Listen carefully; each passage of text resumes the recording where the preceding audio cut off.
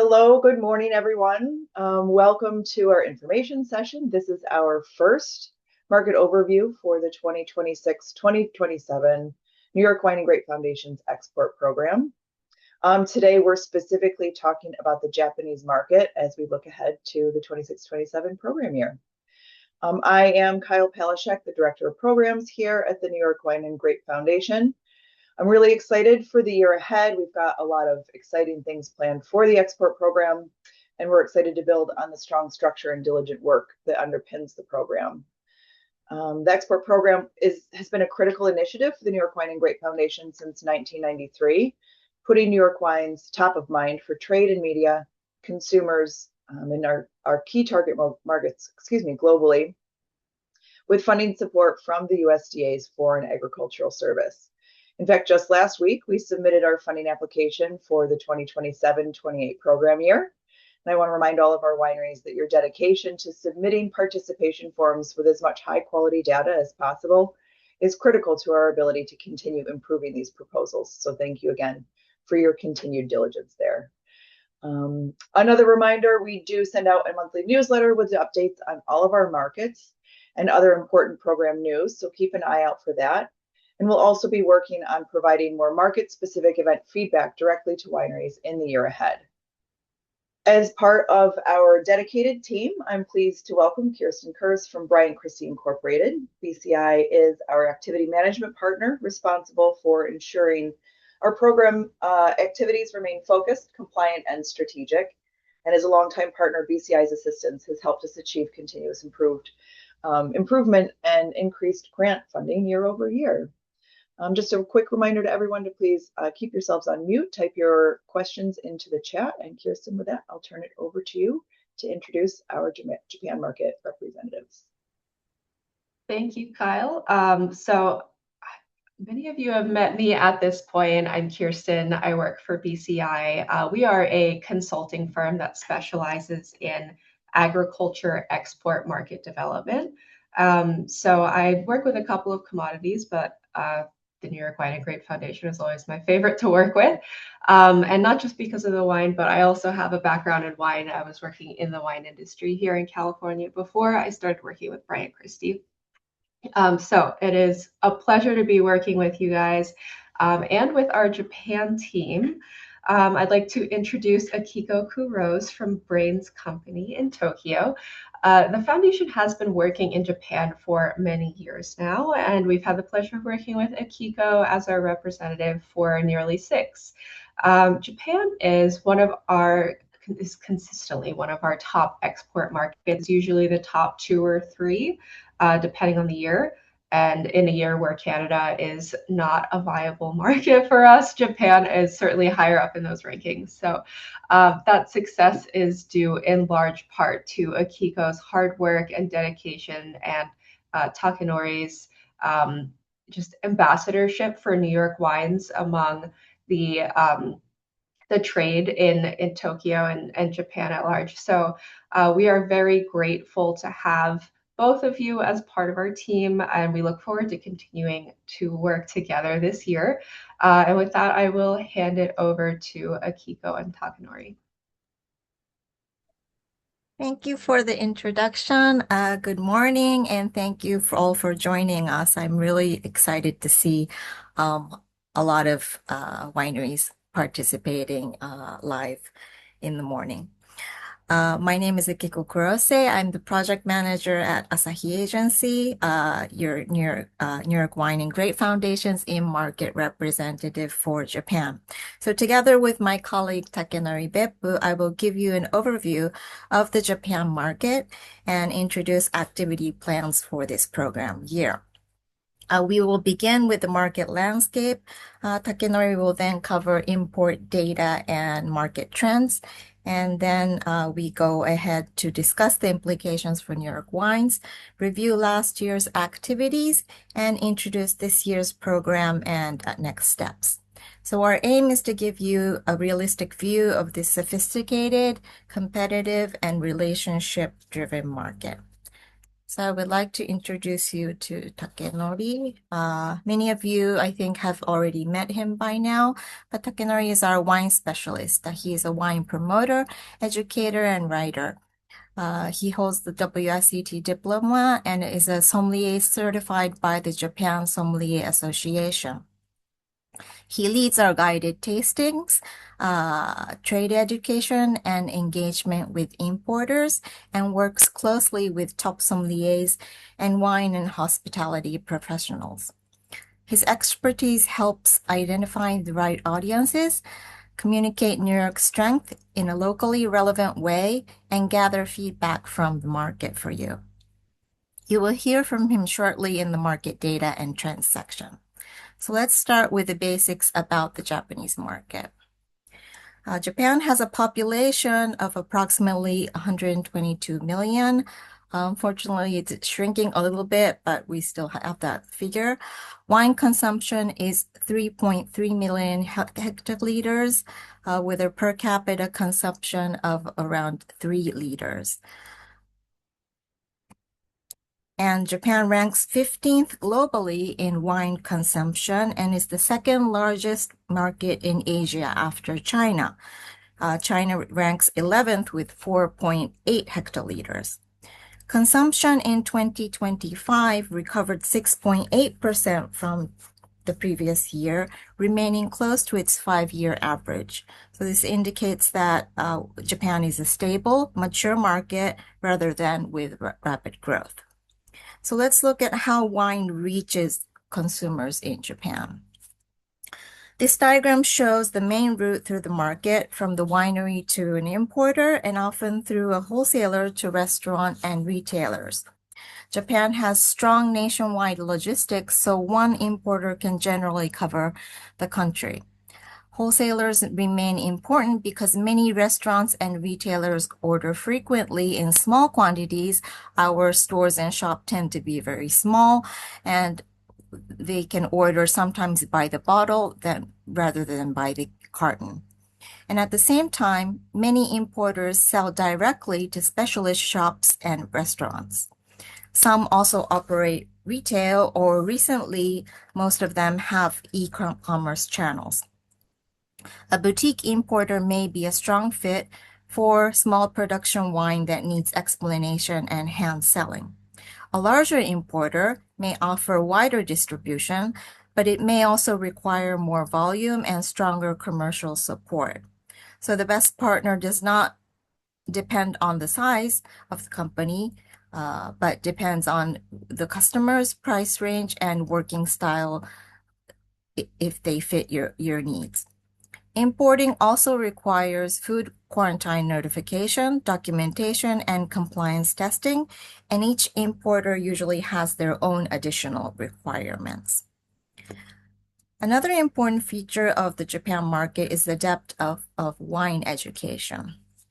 So the Japan Sommelier Association is a member of the Association de la Sommelier International and has its own certification system. The association reports more than 41,000 sommeliers and 24,000 wine experts. The wine expert qualification is designed for serious non-trade candidates, and this creates a highly knowledgeable wine enthusiast base. To give you an idea of how much studying is requiring, the 2026 Japan Sommelier Association textbook is about 808 pages long and about 1.2-inch thick. The photo here is some of the textbooks in the past. Candidates study not only the wine region and grape varieties, but also viticulture, winemaking, other beverages, service regulation, and food pairing. So this helps explain why Japan has such a knowledgeable and highly engaged wine community. New York Wine and Grape Foundations has been supporting membership for 3 years in the association, and it demonstrates a continuing commitment to Japan and creates opportunities to announce events or participate in association activities. So before we move to import trends, let's put wine into the context of Japan's overall alcohol market. The total alcohol consumption is around 74.8 liters per capita. Wine accounts for only 3 liters, or approximately 4%. So wine competes with beer, ready-to-drink products, sake, shochu, whiskey, and other beverage categories. Because wine represents only a small share of alcohol consumption in Japan, we need to focus our efforts carefully. We focus on sommeliers, importers, specialist retailers, wine educators, media, and knowledgeable wine enthusiasts. So these audiences are interested in where a wine comes from, how it is made, how it pairs well with food, and what makes the producer distinctive. By building understanding among these influential audiences, we can create informed demand and encourage them to introduce New York wines to their customers, colleagues, and communities. With that background, I would now like to hand it over to Takenori for the latest import data and market trends. Okay, thank you, Akiko. Hello, everyone. I'd like to talk briefly about the Japanese wine market today. Most New York wines are positioned in the mid-price to premium range when they are imported to Japanese market. So I'll focus mainly on that part of the market today. First, here's a graph showing Japan's wine imports by country over the past 6 years. As you can see, the leading countries are Chile, France, Italy, Spain, and the United States. This chart may not make the presence of American wine look particularly significant in terms of volume. However, in Japan, American wine is recognized more for quality than for quantity. Partly due to rising wine prices caused by inflation and the weak yen, last year's import volume was only 98.5% of the previous year's level. So next slide. Most US wines in Japan came from California. So if you look at the average import price here, you can see the strength of California wines at the higher end of the market. Of course, there are lower priced California wines as well, but the wines with a stronger presence tend to be a higher priced, well-established brands, particularly from Napa Valley.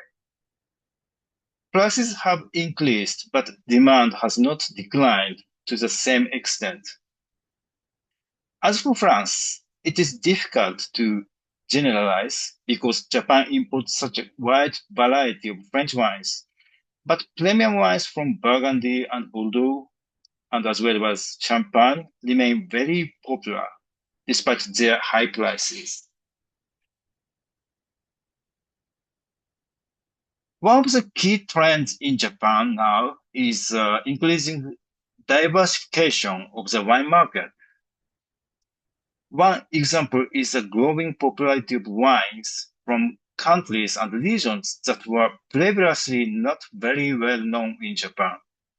Most of the top 10 supplying countries, including the United States, have remained relatively flat or even declined some over the past decade, while imports from many smaller wine producing countries have more than doubled. Examples include Portugal, Austria, Bulgaria, Slovenia, and others, as you can see here. There are several reasons for this trend. One is a significant improvement in the quality of wines from these countries. Another is rising prices and the limited availability in famous wine regions. Burgundy and Champagne, in particular, are extremely popular in Japan, but prices have risen significantly in recent years. They remain very popular, of course, but this has also created a strong need to find alternatives. And the Japanese market is generally very open to discovering something new. The growing number of small, specialized importers has also accelerated this diversification. But there's another side to this trend. As the market becomes more diverse, more and more wines are competing for attention. This makes it increasingly difficult for brands that are not yet established to gain recognition. So, to succeed in Japanese market, having the right partner and the clear strategy is more important than ever. For example, working with a small but highly specialized and passionate importer can sometimes produce better results than simply working with a large, well-known importer. And the last important trend I'd like to mention is Japanese wine. Wine production in Japan has a history of around 140 years. However, Japan's high rainfall and the humidity have traditionally made grape growing quite challenging. Over the past decade, improvements in viticulture and the winemaking growing interest in domestically produced products and the increasing popularity of winery tourism have helped Japanese wine become one of the most dynamic categories in the market. Now, labeling standards for Japanese wine came into full effect in 2018, and there are now more than 550 wineries across the country. Japanese wines are often characterized by a soft and delicate style, partly because of the climatic conditions. In the past, this delicacy was sometimes seen as a weakness, and some Japanese wines were considered to lack concentration. But consumer preference in Japan have gradually shifted from powerful, full-bodied wines toward fresher and the more elegant styles. I think this shift has also contributed to the growing popularity of Japanese wine. Also, Vitis vinifera varieties have traditionally been challenging to grow in many parts of Japan. So varieties with Labruska heritage, such as Niagara, Concord, and Delaware, have been widely used in winemaking. From this perspective, I think there's also an interesting connection with New York wine. And finally, I'd like to talk about the current state of New York wine in Japan. I think New York wine in Japan is now entering its next stage. Over the past few years, awareness of New York as a wine region has gradually grown, especially among wine professionals. Riesling and Cab Franc are increasingly recognized as signature varieties of New York, and there's also much better understanding of New York wine as a cool climate wine region. So now I think we can move beyond simply introducing New York and start communicating more about its diversity and depth. Our main target audience is sommeliers, wine influencers, and serious wine enthusiasts. These consumers are always looking for something distinctive. So wines that clearly express the individual character and the strengths of each winery tend to attract their attention. And this leads to the next opportunity for New York. Listening to Cab Franc has helped establish an identity of the region, but people are now becoming interested in what comes next. What other grape varieties can succeed in New York State? And what other styles can New York offer? I think this diversity will be an important part of the next stage for New York wine. So now I pass the baton to Kurose-san. Thank you, Takenori-san. So this summarizes what those trends mean for New York wines. Let's begin with the strengths. So first, New York wine is New York is already a globally recognized name, of course, because of New York City. This gives us immediate recognition and a premium image. We can use that familiarity as a starting point and then introduce New York as a diverse wine-producing state. Second, New York has distinctive grape varieties. As Takenori was also mentioning, Riesling and Cabernet Franc in particular are increasingly recognized by Japanese wine professionals as signature varieties of New York. Third, New York offers a wide range of regions, grape varieties, and wine styles. This diversity gives importers and sommeliers many opportunities to discover wines that suit different customers, cuisines, and occasions. Next, let's look at the weaknesses. First, awareness of New York as a wine-producing region is still low. Many Japanese consumers recognize New York City, but still know very little about the state's geography or its major wine regions. Maps and simple geographic explanations are therefore important. Second, logistics is challenging. Shipping from the East Coast to Japan is a long journey, and limited consolidation options can increase costs or require larger orders than an import may want. When possible, it may be helpful for wineries to be able to offer West Coast consolidation or existing California shipping routes with their importer. Also, the weak yen increases the landed cost of import wines, and this can make it difficult to achieve a retail or restaurant price that works for both the importer and the customer. So turning to opportunities, interest in cool climate wines is growing in Japan. Freshness, balance, moderate alcohol, and restrained oak can work well with subtle flavors and seasonality of Japanese cuisine. Japanese wine professionals and enthusiasts are also interested in discovering less familiar regions, grape varieties, and producers. And sustainability is another opportunity. Journalists, sommeliers, and other wine professionals are showing more interest in vineyard practices and environmental responsibility. Finally, let's consider the threats. So competition is very strong because almost every major wine producing country is aggressively promoting in Japan. Consistent visibility and promotion is essential.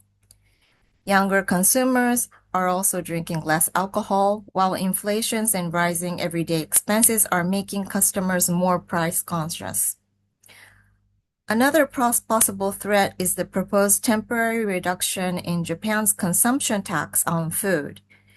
If adopted, the tax on food purchased for takeout or home consumption will be reduced from 8% to 1% for 2 years beginning in April 2027.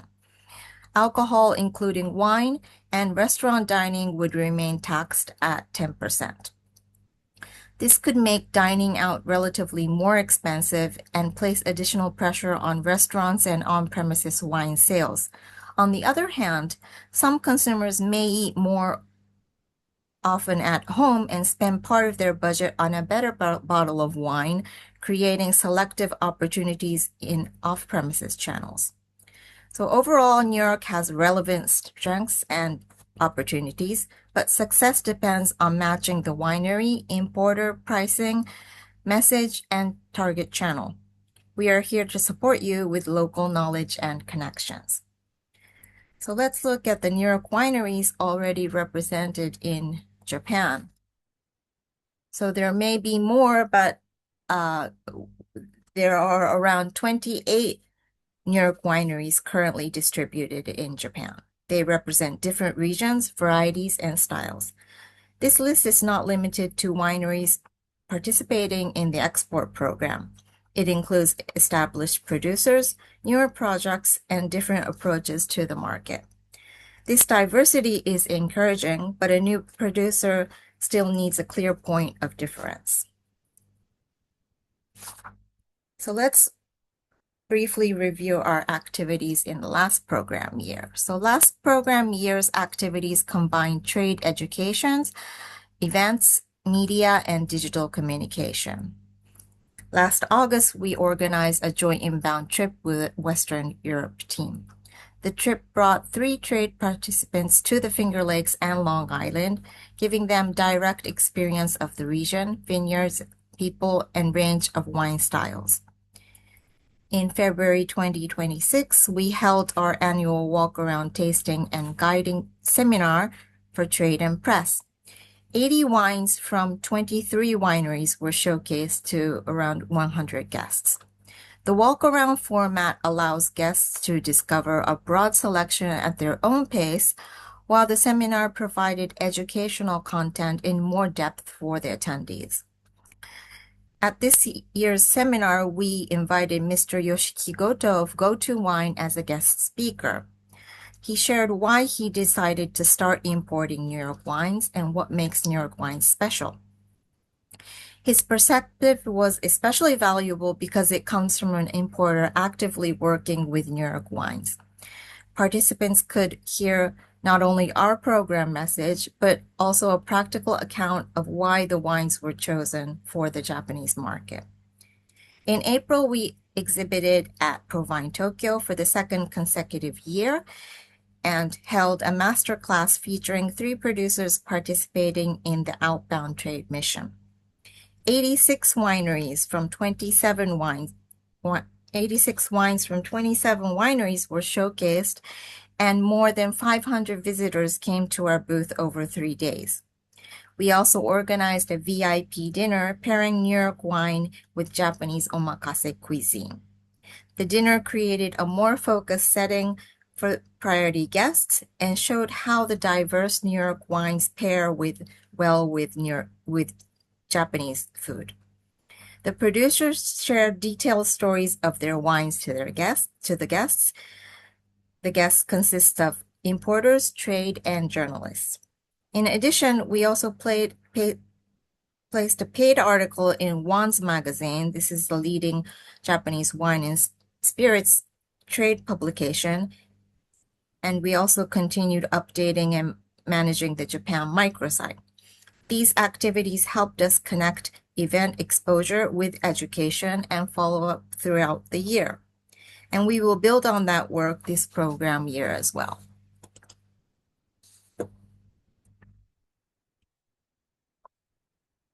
For 2026-27, the plan includes 3 trade shows, an outbound mission to Hong Kong and Tokyo, and further developments of the Japan microsite. From March 9 to 12, 2027, we will participate in FoodX Japan in a joint booth with the California Wine Institute and Northwest Wine Coalition. FoodX reaches a very broad food and beverage audience. Sharing a U.S. presence with the other regional organizations will help attract buyers while still allowing us to present New York's distinct identity. From April 13th to 15th, we returned to ProWine Tokyo with an independent booth. Then from June 8th to 10th, we plan to exhibit at Vinexpo Asia in Hong Kong together with other Asian markets.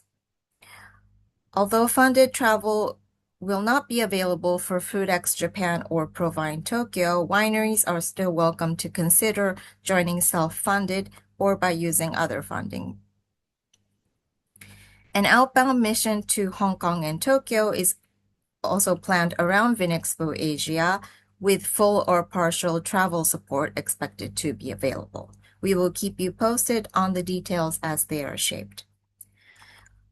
We will also improve the Japan microsite's visibility in AI-assisted search, making reliable information about New York wine easier to find. Trade professionals and consumers increasingly are asking AI tools for information without visiting the original website. So our content therefore needs to be structured so these tools can understand New York wines accurately and recognize New York Wine and Grape Foundation as a reliable industry source. Next, I would like to explain why trade shows are considered important in Japan. So the USDA Foreign Agricultural Services 2026 Japan Export Guide notes that Japanese buyers often prefer to discover new products at large trade shows or specialist showcases rather than through cold calls or requests for introductory meetings with individual companies.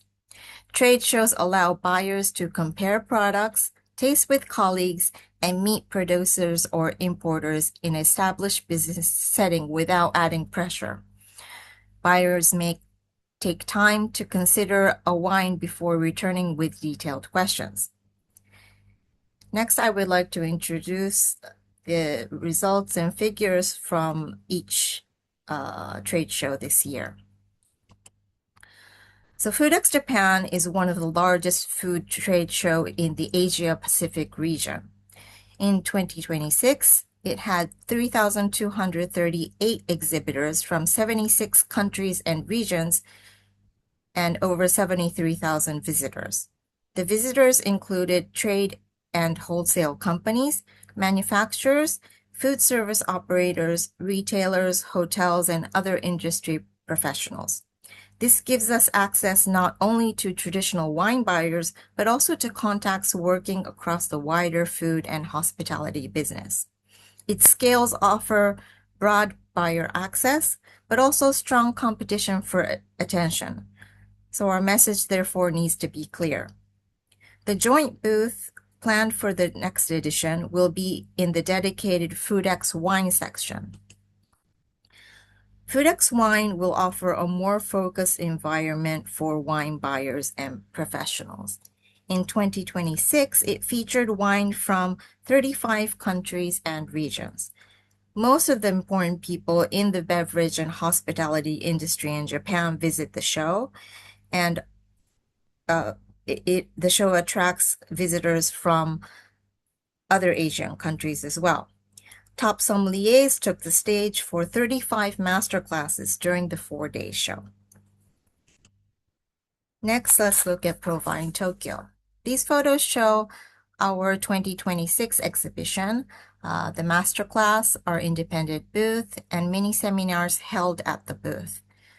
The booth for next year will be smaller in scale, but we are maintaining the welcoming and generic format.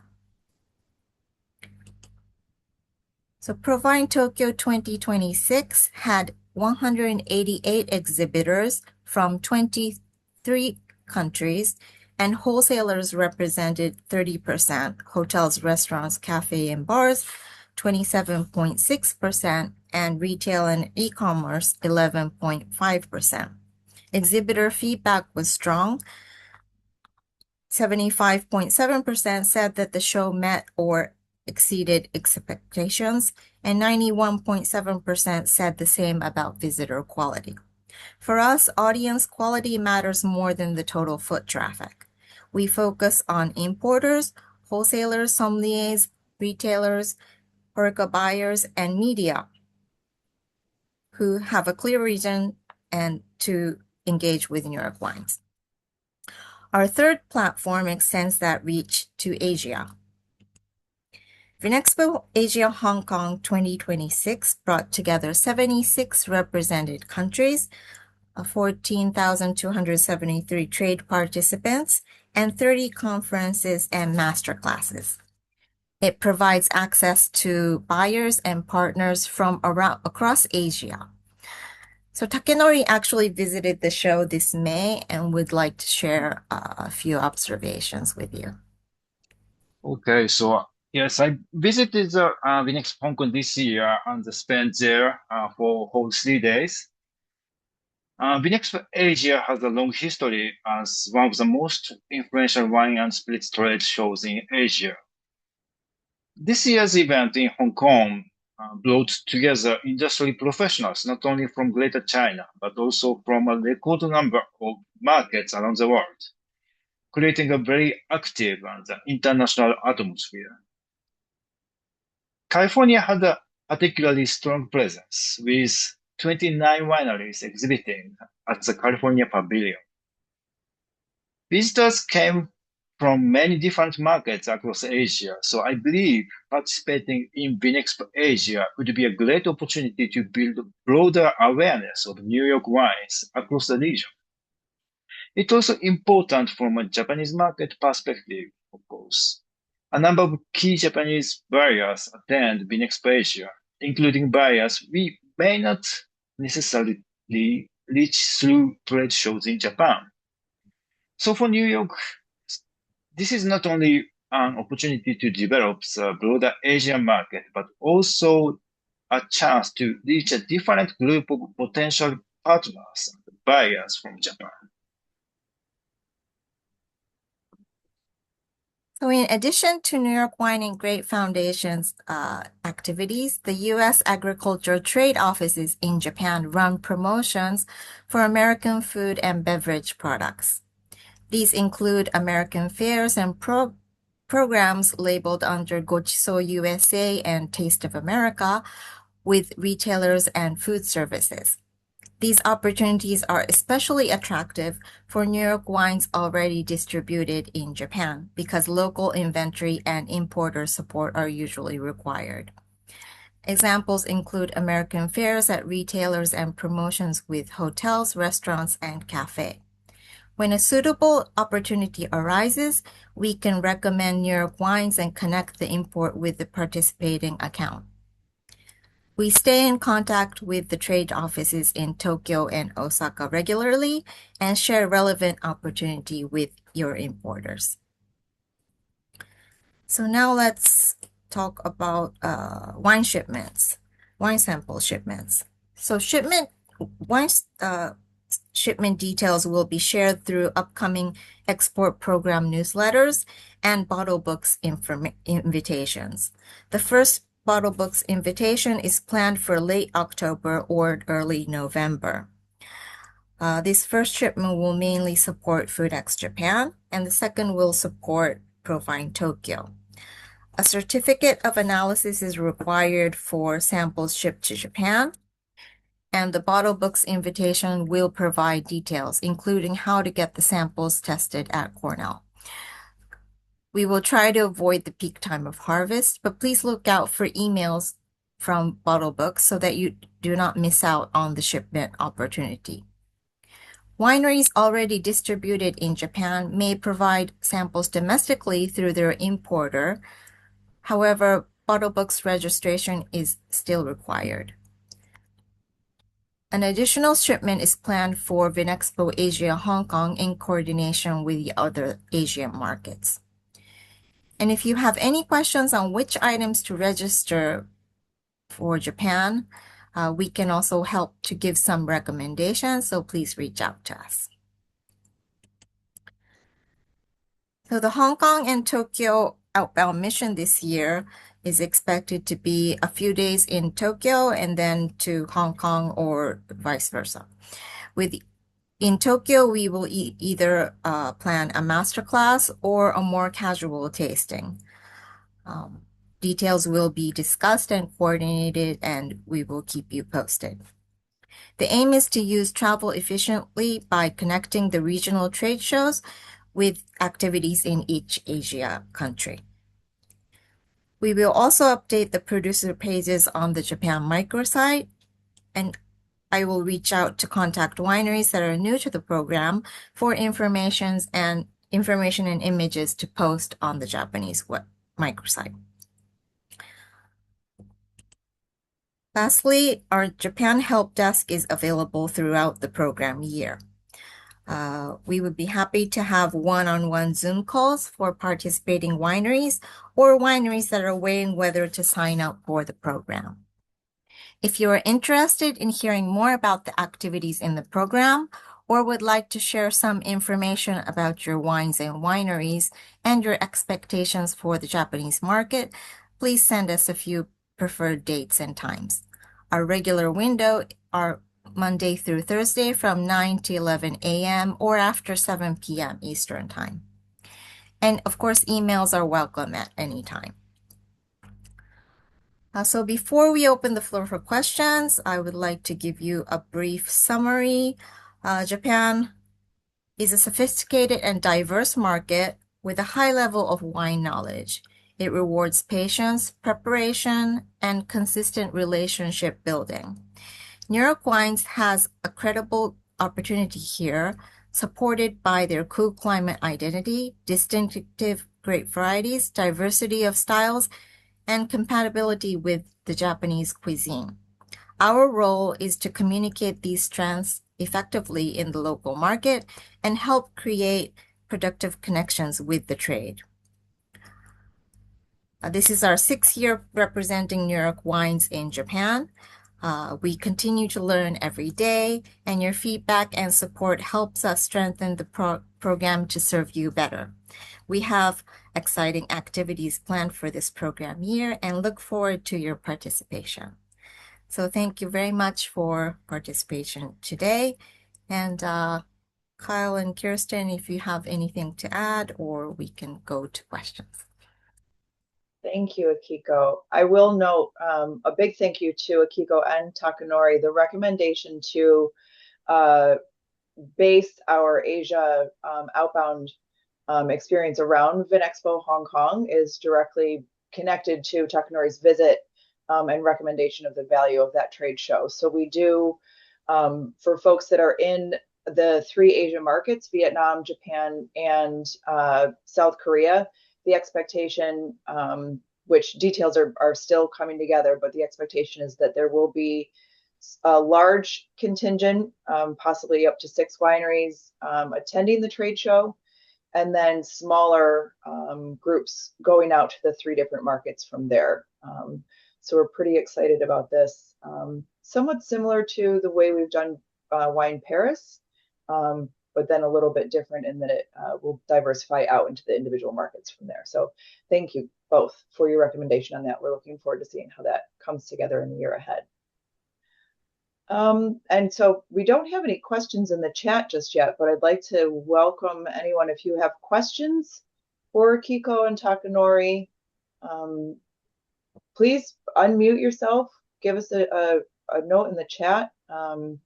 Also, as Akiko provided, they welcome the opportunity to meet with the wineries one-on-one, which can be a great opportunity for you to share not only specifics about your winery, about your brand, about your story, to let them learn about you, and also to give you an opportunity to learn more about the Japanese market and where your wines might fit well. Roman, yes.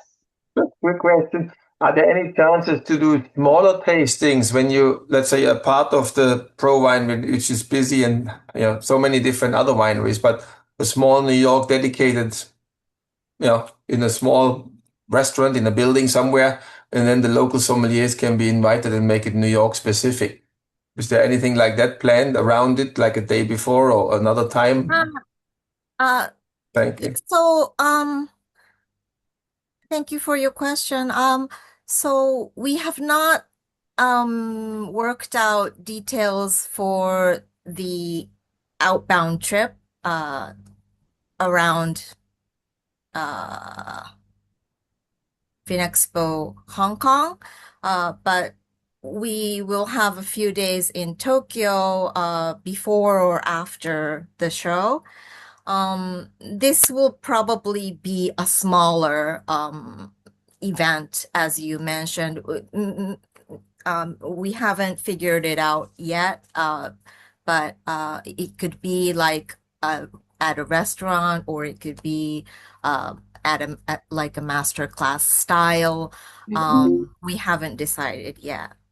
So there is something planned. Great. Yes, there is something planned, and it will be smaller than like a walk around tasting or Great. with the wineries participating. So we want to showcase those wines and send out the message for New York wines. A good thing to note would be Vinexpo Hong Kong is in June next year. So while it does feel far away, it will come quickly. But a lot of these details have yet to come together. So we're excited that everyone's excited about the opportunity. Stephen, in the chat, in off-premise locations, are wines traditionally organized by varietal or by region? And if by region, where are New York wines normally placed? So, in retail shops, we have different this is where I guess, the retail shops show how they want to present their portfolio of wines. If you go to like a mass store, you will find like reds, whites, like sparkling and so on. And it may be slightly categorized by region, but some wine shops also take the approach to recommend like this is um for steak and meat. This is for seafood. This is for like aperitif or before or after your meal. But when you go to the more specialized wine shops, of course, they will also be categorized by region, and usually there's a US section. A lot of the US wines will, even in Japan, be locked up, like some of the Napa stuff. But there is usually a US section. Unfortunately, a lot of it is California wine, but it is categorized like that. Yeah. If that So a lot answers of your diversity. question. Yeah, diversity in the retail environment, much like the stores here in the United States, just depends on the size of the business, the overall plan of how they present the beverages there. Yeah. Good Yeah, questions. it's really the best way to show how the shop wants to recommend or choose wines. Well, or the type of customer that comes, like looking for a wine for a special occasion, or looking for we even have that kind of category for drinking at home, bringing to a party, like for dinner, for a special dinner or something like that. So, Great. Other questions? Anyone else?